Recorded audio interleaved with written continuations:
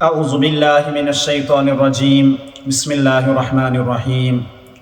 آج ہمارا سبق آیت نمبر 31 سے شروع ہوتا ہے۔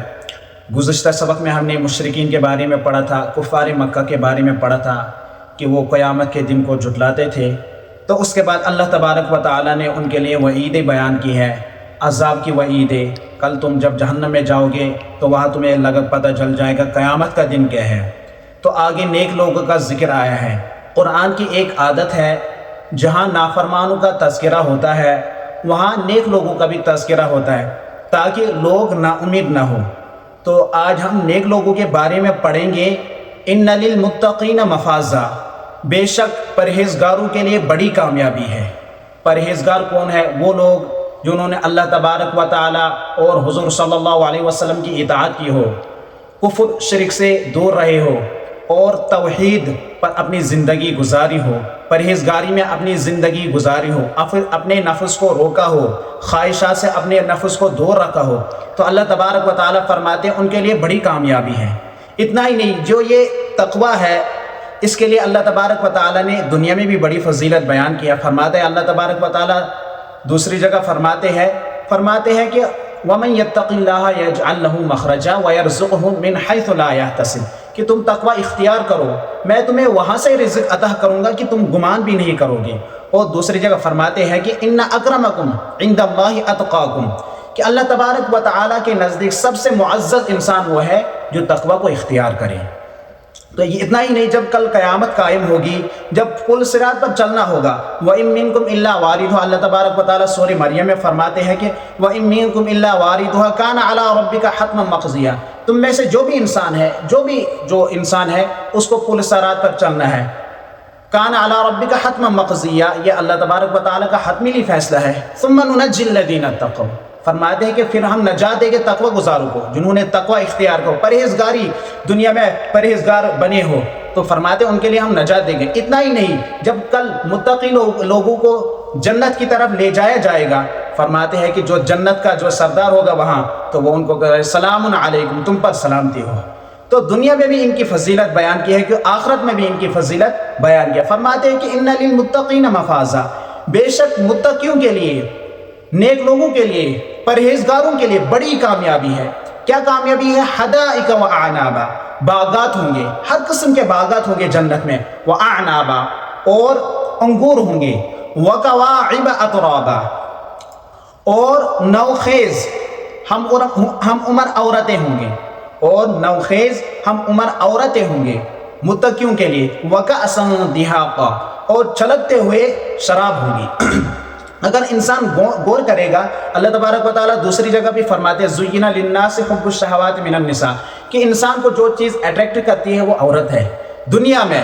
تو انسان جو دنیا میں جس چیز سے گمراہ ہوتا ہے وہ دو چیزیں ہیں، ایک ہے عورت اور دوسری ہے شراب۔ تو اللہ تبارک و تعالیٰ فرماتے ہیں جس نے دنیا میں ان چیزوں سے دور رہا ہو، تقوی اختیار کرو، پرہیزگاری اختیار کی ہو، فرماتے ہیں قیامت کے دن ہم ان کو یہ چیزیں بھی عطا کریں گے، نوخیز ہم عمر عورتیں بھی دیں گے، اور چھلکتے ہوئے شراب جام ہوگا۔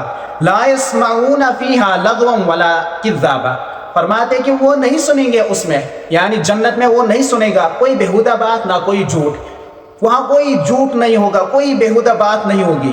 جزاء من ربک عطاء حسابا، کہتے ہیں، فرماتے ہیں کہ بدلہ ہوگا آپ کی رب کی طرف سے بے حساب عطا، یعنی اللہ تبارک و تعالیٰ جو تمہیں جنت میں عطا کرے گا، ایک تو یہ تمہارے اعمال کا بدلہ ہوگا، اور دوسرا اللہ تبارک و تعالیٰ کا انعام ہوگا، احسان ہوگا۔ اگر انسان غور کرے گا کہ جیسے جزاء من ربک، بدلہ ہے، بدلہ اس چیز کو کہتے ہیں کہ جو ہم کسی چیز کے بدلے میں ہمیں ملے۔ مثال کے طور پر ہم نے دنیا میں نیکی کی ہے اور کل قیامت کے دن ہمیں اس کا بدلہ ملے گا، تو دوسری چیز عطا ہوتی ہے جو اللہ تبارک و تعالیٰ کی طرف سے عطا ہوگی۔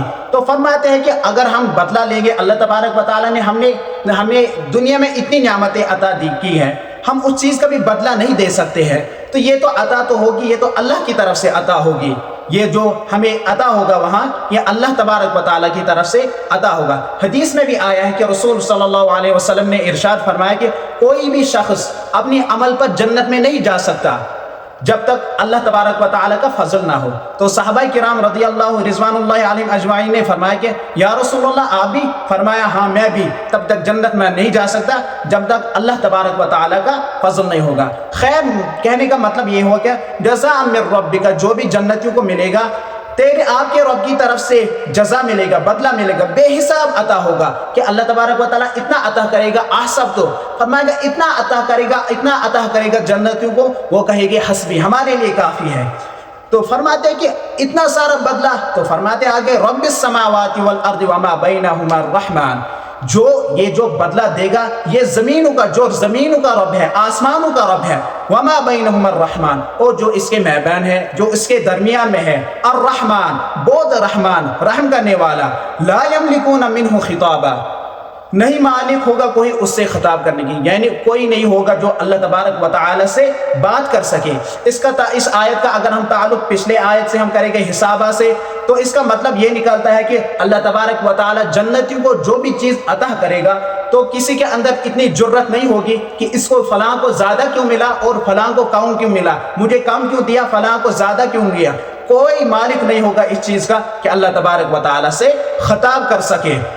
تو اگر دوسرے معنی لیں گے تو لا یملکون منہ خطابا، کوئی مالک نہیں ہوگا کہ اللہ تبارک و تعالی سے خطاب کر سکے، بات کر سکے۔ یوم یقوم الروح والملائکۃ صفا، یہ وہ دن ہے جس دن روح کھڑی ہوگی۔ بعض مفسرین سے نزدیک روح سے مراد یہاں جبریل امین ہے، اور بعض سے نزدیک روح ایک عظیم الشان اللہ تبارک و تعالی کا لشکر ہے، پر نہ وہ فرشتے ہیں نہ وہ انسان ہے۔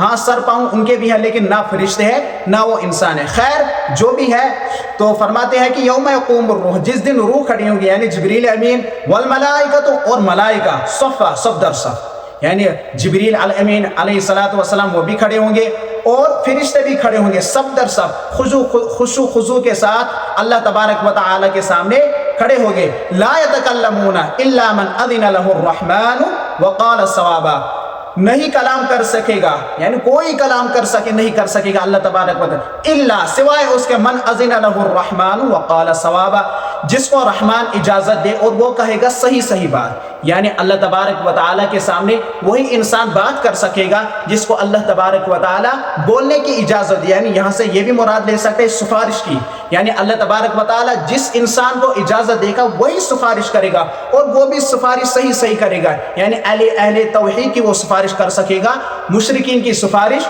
نہیں ہو سکتی، وہ سفارش کرے گا اور صحیح سفارش کرے گا۔ وہی فرماتے وقال صوابا، اور کہے گا صحیح کہے گا۔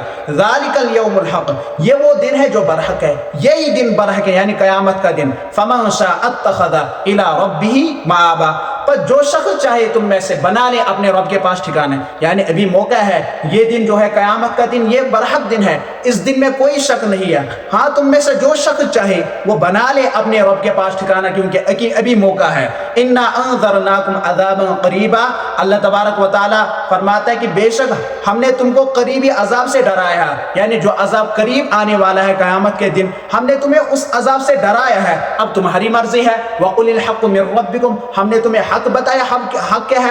فمن شاء فلیؤمن، تم چاہو تو ایمان لاؤ، ومن شاء فلیکفر، تم چاہو تو نافرمانی کرو۔ وہی اللہ تبارک و تعالی فرماتے ہیں کہ ہم نے تم کو قریبی عذاب سے ڈرایا ہے، اب تمہاری مرضی ہے تم ایمان لاؤ یا تمہاری مرضی ہے تم نافرمانی کرو۔ یوم ینظر المرء ما قدمت یداہ ویقول الکافر، یہ وہ دن ہے جس دن دیکھے گا آدمی جو کچھ اس کے دونوں ہاتھوں نے آگے بھیجا ہے، یعنی انسان اپنی آنکھوں سے دیکھے گا کہ اس کے جو دونوں ہاتھوں نے دنیا میں آگے بھیجا تھا، کیا بھیجا تھا؟ نیک اعمال بھیجے تھے یا برے اعمال بھیجے تھے، انسان اس وقت دیکھے گا۔ تو وَيَقُولُ الْكَافِرُ، جب انسان دیکھے گا وَيَقُولُ الْكَافِرُ يَا لَيْتَنِي كُنتُ تُرَابًا، اور کافر کہے گا کہ اے کاش کہ میں مٹی ہو جاتا۔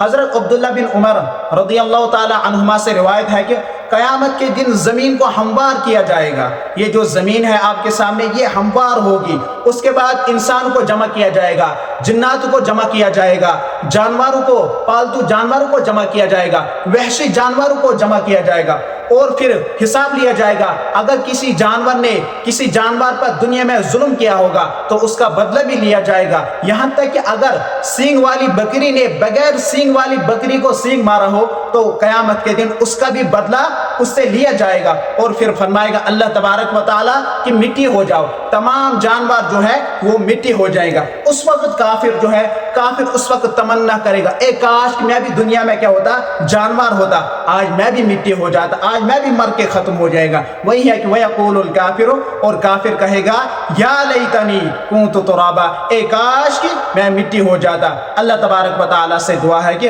اللہ تبارک و تعالیٰ ہمیں محشر کی ذلت سے نجات دے۔ اللہ تبارک و تعالیٰ سے دعا ہے اللہ تبارک و تعالیٰ ہمیں عمل کرنے کی توفیق عطا فرمائے۔ الحمدللہ آج یہ سورت مکمل ہوگی۔ وما علینا الا البلاغ۔